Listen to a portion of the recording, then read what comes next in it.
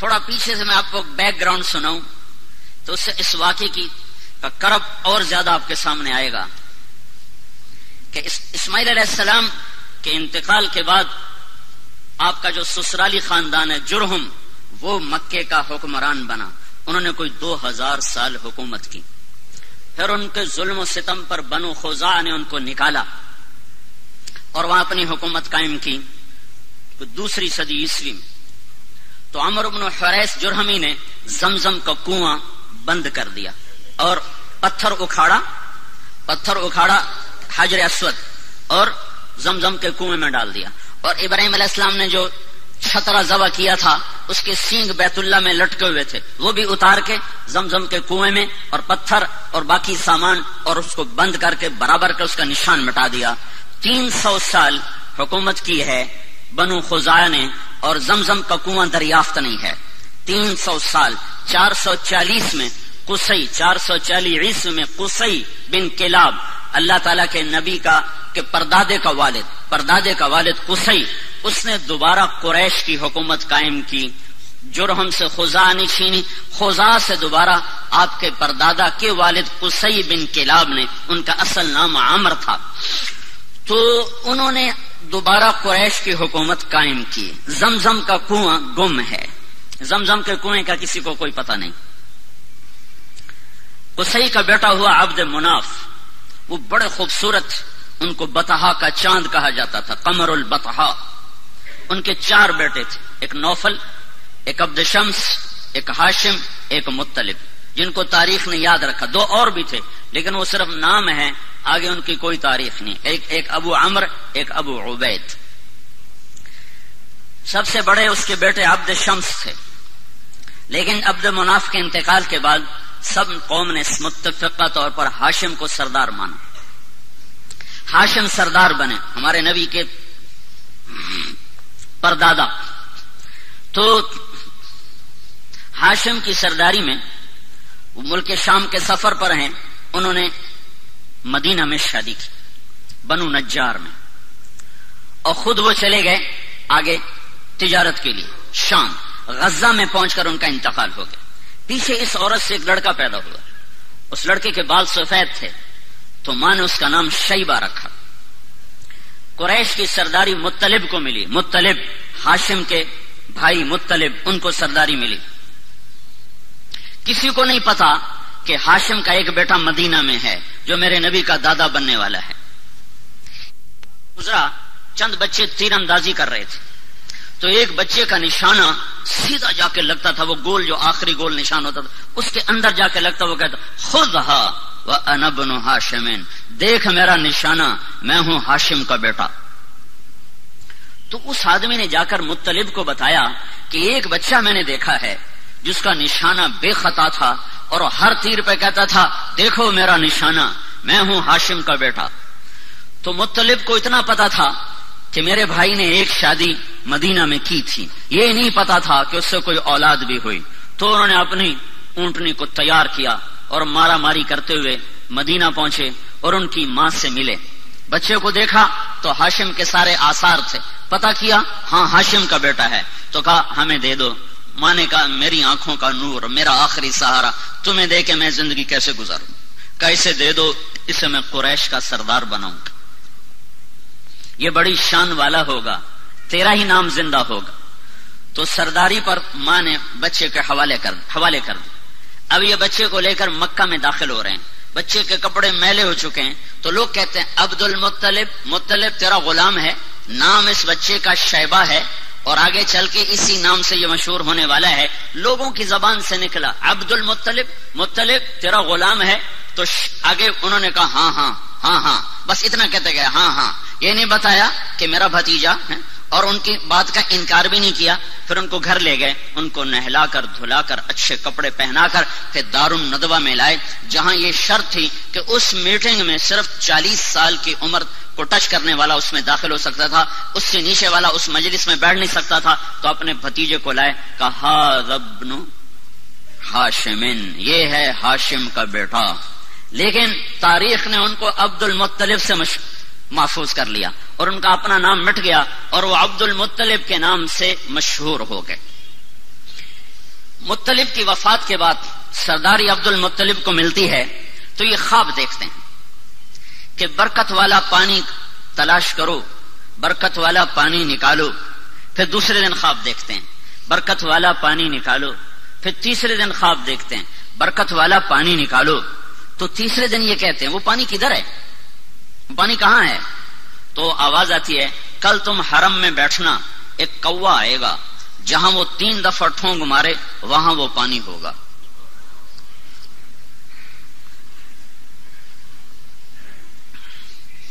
تو عبد المطلب صبح جا کے حرم میں بیٹھ گئے دار الندوہ ملتزم کے ساتھ.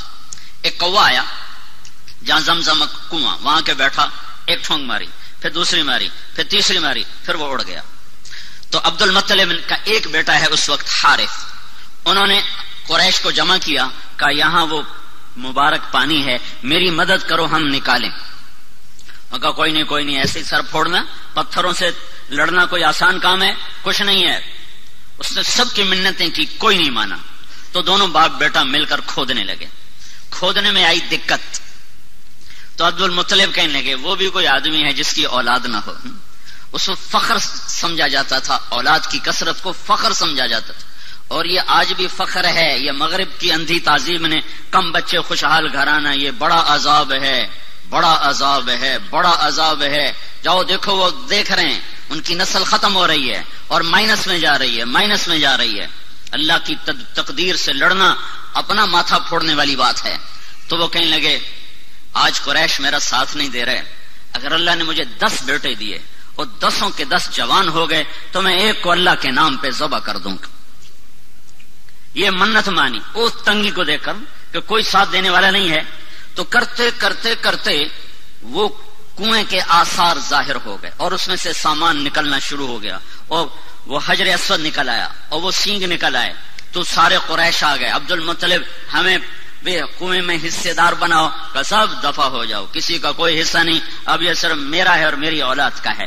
تو باپ بیٹا نے مل کر زمزم کا کنواں جاری کیا، جس کو بند ہوئے کوئی 300 سال سے زیادہ گزر چکا تھا. دوسری صدی عیسوی میں بند ہوا ہے، اور جا کر 5ویں صدی عیسوی میں جا کر وہ زندہ ہوا ہے. تو بیچ میں کوئی 300-350 سال یہ کنواں بند رہا.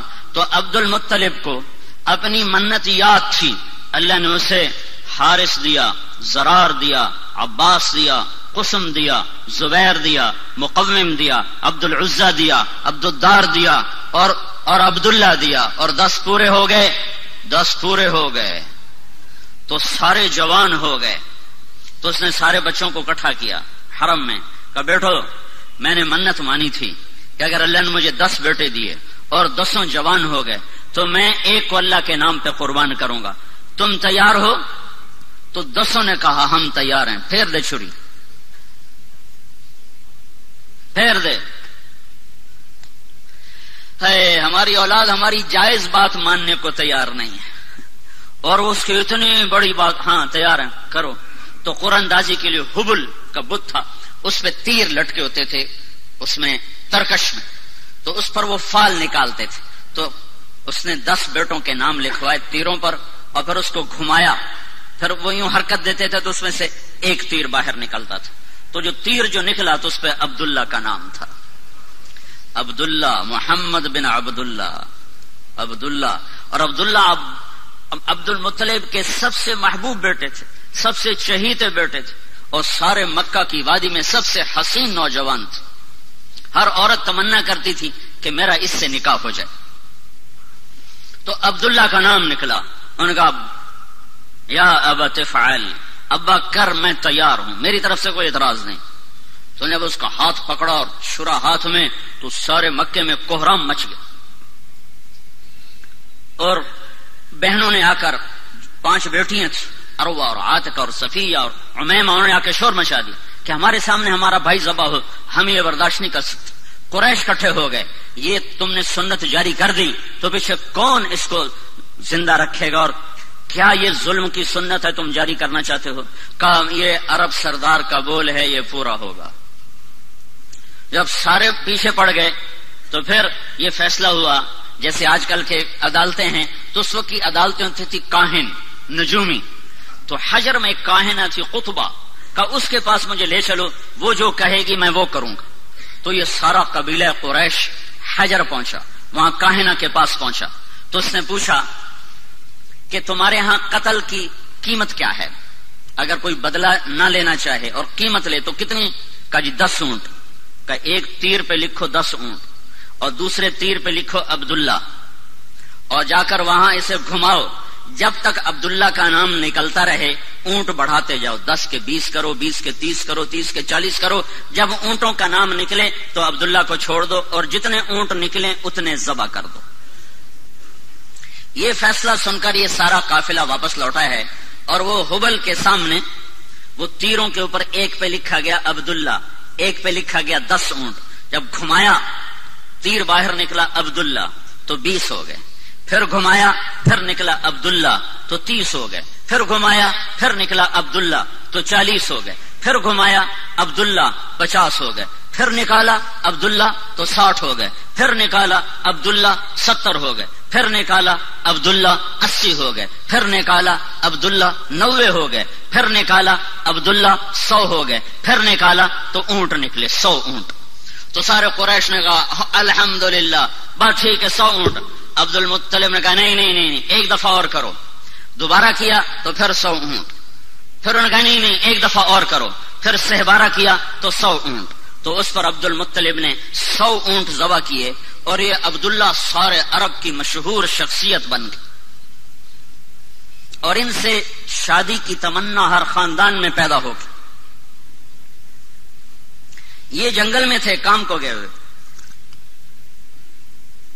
ان کو یہود نے پہچانا کہ یہ وہ آخری نبی کا باپ ہے، تو اس کو قتل کرنے کے لیے تلواریں نکالی، تو اچانک کچھ نورانی مخلوق ظاہر ہوئی اور انہوں نے یہود کو دھکے مار ان کی آنکھیں نکل گئیں اور وہ اندھے ہو کے ادھر گرے ادھر گرے۔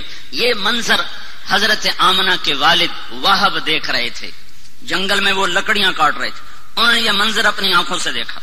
جب وہ واپس پہنچے تو انہوں نے اپنی بیوی سے ذکر کیا، انہوں نے فوراً عبد المطلب کو اپنی بیٹی کا پیغام بھیج دیا کہ اگر آپ چاہیں تو ہم اپنی بیٹی آمنہ آپ کے بیٹے کے نکاح میں دے سکتے ہیں۔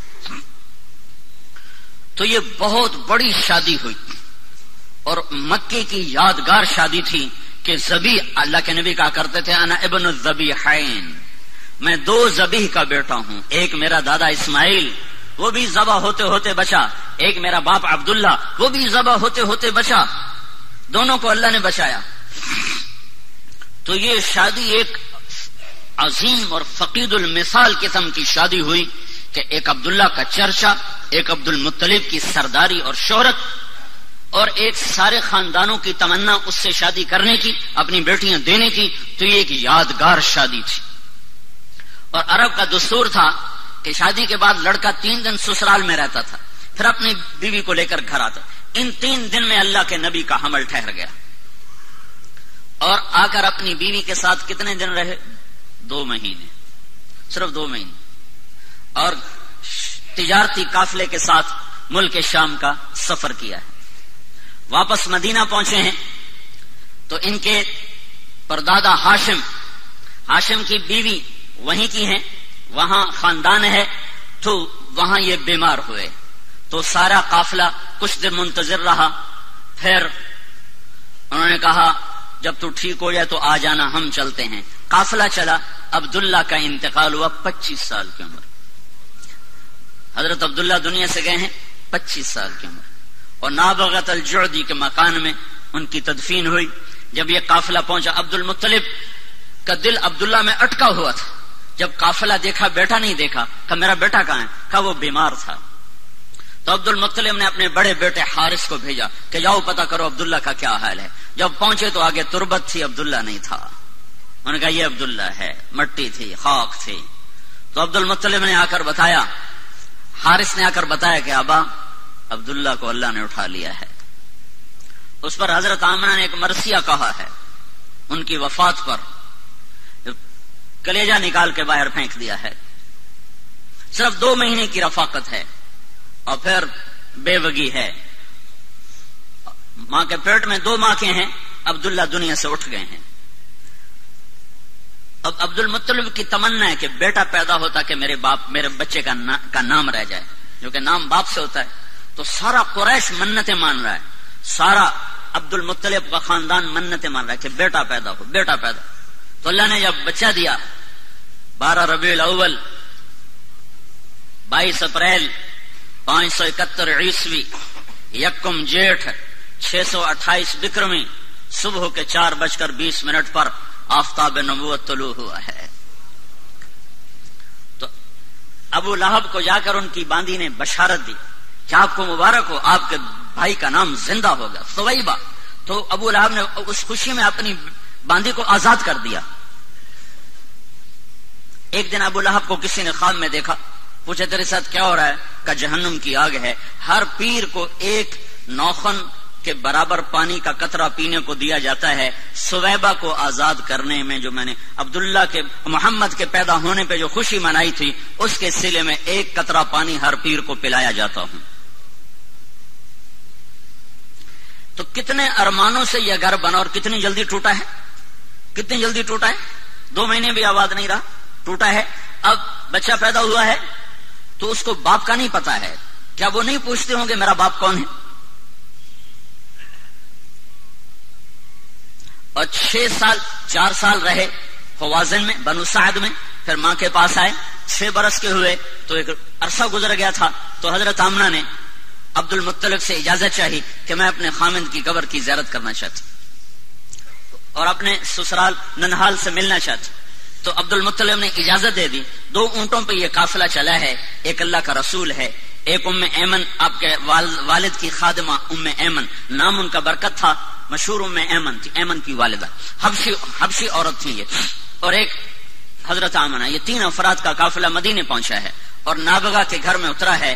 تو آپ تصور کرو جب پہلی دفعہ ہیں اللہ کے نبی باپ کی قبر پر گئے ہوں گے، کیا تصور، کیا تاثر ہوگا اس وقت اللہ کے نبی کا. اور آمنہ کا کیا حال ہوا ہوگا. آمنہ 25 سال کی ہو چکی اب، اور ماں اور بیٹا، اور آگے تربت ہے، قبر ہے. کیا باتیں ہوئی، کیا گلے ہوئے، کیا شکوے ہوئے، ان کو تاریخ نے محفوظ نہیں کیا ہے، نہ کسی مورخ کے قلم نے ان کو پکڑا ہے. ہم تصور اور تخیل میں دیکھ سکتے ہیں کہ ایک جوان بیوہ معصوم بچے کو لے کر پہلی دفعہ جب خامند کی قبر پر گئی ہوگی تو اس کی زبان سے کیا کیا مرثی اور کیا کیا نوحے نکلے ہوں گے، اور اس کے دل نے کیا انگنت کہانیاں اپنے اندر ہی اندر دہرائی ہوں گی اور سنائی ہوں گی. 1 مہینہ وہاں قیام کیا ہے. 1 مہینہ کے بعد یہ قافلہ واپس مدینے کو چلا ہے. اور ابوا کے قریب پہنچ کر اچانک جیسے حسیب کی ماں کو اچانک موت نے پکڑا، حضرت آمنہ کو موت نے اچانک پکڑا ہے. کوئی بیمار نہیں ہے، کچھ نہیں ہے. بیمار ہوتی تو سفر کرتی. اس وقت کا سفر کوئی موٹر پہ تھا، اونٹنی کا سفر تھا. اچانک موت نے پکڑا ہے. اور میں نے سن 2000 میں جا کے قبر کی زیارت کی تھی. ابوا کے جنگل میں وہ قبر ہے. ایک رہبر، ویسے کوئی نہیں جا سکتا، قدرت مہربان ہوئی، ایک رہبر مل گیا. اس کی وساطت سے ہم اندر گئے. ابوا کی بستی سے کچھ 4-5 کلومیٹر ایک سڑک نیچے پہاڑوں میں جاتی ہے. اس کے بعد وہ ہمیں کہاں لے گیا کچھ پتا نہیں. سر وہ اپنی یادداشت کی سڑک پہ چل رہا تھا اور ہمارے پاس ایک عرب کی جیپ تھی، اس میں ہم سوار تھے. اوپر نیچے ٹھوکریں کھاتے کھاتے کھاتے ادھر شام ہو رہی تھی. تو وہاں ایسے نوکیلے پہاڑ ہیں اس طرح، ان کی سب پہاڑوں کی یوں نوکیں یوں، اور ان کی اونچائی جتنی یہ آپ کی مسجد کی چھت ہے اتنی اونچائی. بڑے پہاڑ نہیں، اتنے پہاڑ ہیں. ایک پہاڑ کے اوپر 20 بائی 20 یا 15 بائی 15 کا فرش، قدرتی فرش پہلے سے بچھا ہوا تھا. وہاں وہ قبر تھی. وہ پتہ نہیں اس وقت بدوؤں نے بنایا یا پہلے سے اللہ تعالیٰ نے وہ بنا کے رکھا تھا کہ یہاں محمد مصطفیٰ کی ماں کو جگہ دی جائے گی. تو وہاں اچانک موت نے پکڑا ہے.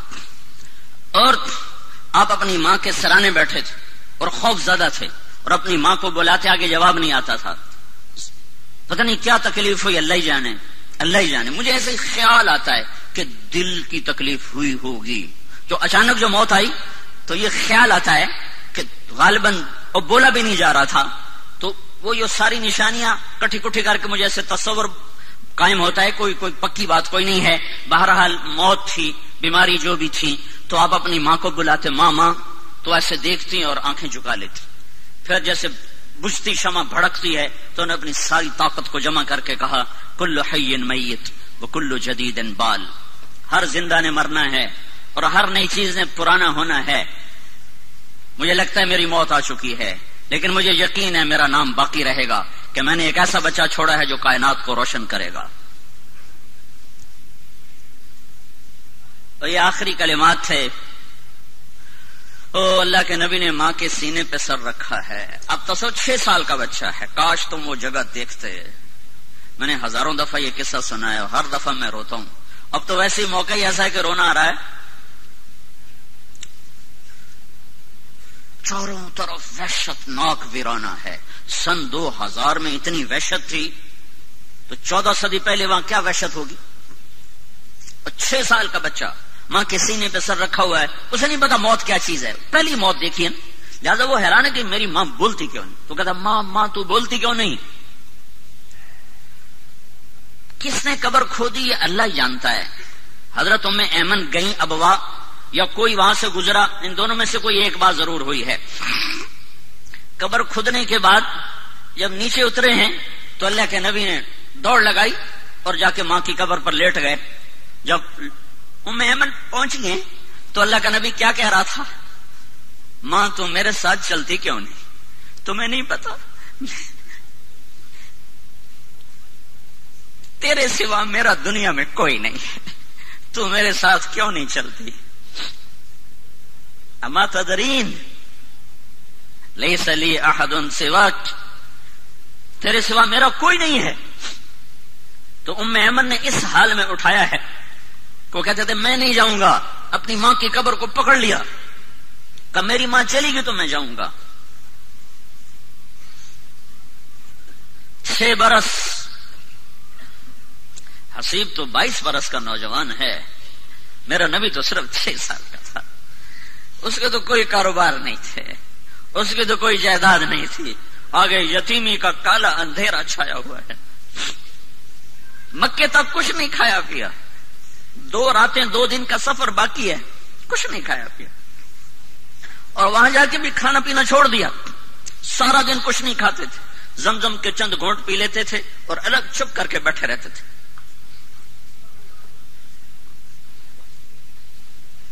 6 سال کے بچے کو نہ ماں ملے نہ باپ ملے، اس کی کیا زندگی ہوگی. ہو کون والضحى واللیل اذا سجا. مجھے قسم ہے تیرے روشن چہرے کی، مجھے قسم ہے تیری سیاہ زلفوں کی، جس کے چہرے کی قسمیں اٹھائے، جس کی زلفوں کی قسمیں اٹھائے، جس کے بول کی قسم اٹھائے. وقیلہ یا رب ان ہؤلاء قوم لا یؤمنون، جس کے وجود کی قسم اٹھائے. لعمرک، مجھے تیری جان کی قسم. جس کے شہر کی قسمیں اٹھائے، جس کو حبیب اللہ کا ٹائٹل دے، رحمت للعالمین کا خطاب دے، شاہد اور مبشر اور نذیر اور داعی الی اللہ اور سراج منیر اور مزمل اور مدثر اور طٰہٰ اور یاسین اور محمد اور احمد اور ماہی اور حاشر اور عاقب اور فاتح اور خاتم، ابو القاسم اور طٰہٰ اور یاسین. اتنے خوبصورت نام جس کو دے رہا ہو. اور اس کے لیے تو سونے کے گھر ہوتے اور براق کی سواریاں ہوتی. ماں باپ سر پہ سایہ کیے ہوئے ہوتے. 6 سال کی عمر میں اٹھایا ہے. بوڑھا 102 سال کا دادا، 102 سال کی عمر. جب انہیں دیکھا اپنے پوتے کے آنسو تو ان کا سینہ غم سے پھٹ گیا. انہوں نے 24 گھنٹے کے لیے آپ کو ساتھ رکھا، لیکن آپ کا کھانا پینا چھوٹ گیا تھا سوائے زمزم کے پانی کے. کئی دن کچھ نہیں کھاتا. دادے کا آسرا ملا ہے تو 2 سال بعد اللہ نے کہا تو بھی واپس آیا، تینوں میں نہیں ران دے. 2 سال بعد اس کو بھی اٹھا لیا ہے. تو میرے نبی نے کہا مجھے یاد ہے میں 8 سال کی عمر میں اپنے دادا کے جنازے کے ساتھ روتا ہوا جا رہا تھا. ابو طالب نے سنبھالا، لیکن ابو طالب غریب تھے، روٹی پوری نہیں کر سکتے تھے. آتا ہے کیا بکریاں چرا کے شام کو آ رہے تھے، ننگے پاؤں تھے، ننگے سر تھے، جوتا بھی نہیں تھا پہننے کو. مجھے مکے میں ننگے پاؤں چل کے دکھاؤ، تمہارے آبلے نہ پڑ جائیں تو تمہارا نبی 8 سال کی عمر میں ننگے پاؤں اس کے صحراؤں میں سارا دن بکریاں چراتا تھا کہ چند سکے ملیں گے جس سے میری روٹی چلے، کہ چچا غریب ہے. ویسے وہ سب کچھ قربان کر دیا ابو طالب نے، پر تھا ہی کچھ نہیں، شرافت تھی، رزق نہیں تھا. تو سارا دن آپ بکریاں چراتے تھے اور شام کو 8 سال کے بچے کھیلتے تھے اور تمہارا نبی بکریوں کے پیچھے ہوتا تھا کہ کچھ سکے ملیں گے جس سے میرے چچا کا بھی اور میرا بھی گزارا ہوگا.